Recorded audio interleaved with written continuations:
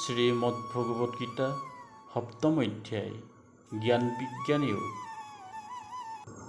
য়ে চৈব সাত্বিকা ভাবাঃ ৰাজসাস্তামসাস্যয়ে মত্ত এবেতি তান বিদ্ধি ন ত্বহম তেস্যু ময়ি।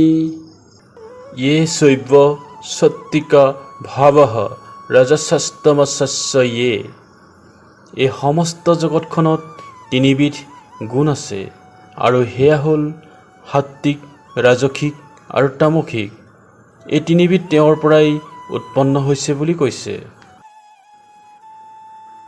মত্ত এবেতি তান বিদ্ধি ন ত্বহম তেস্যু ময়ি।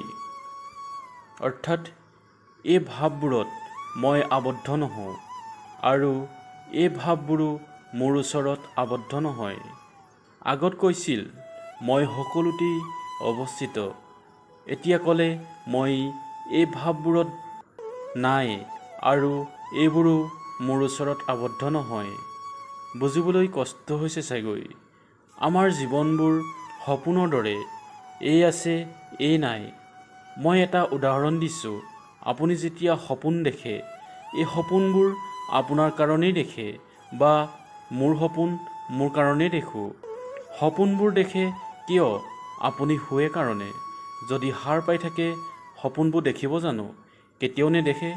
সেইকাৰণেই ভগৱান শ্ৰীকৃষ্ণই বুজাব বিচাৰিছে জীৱন এক সপোনৰ দৰে।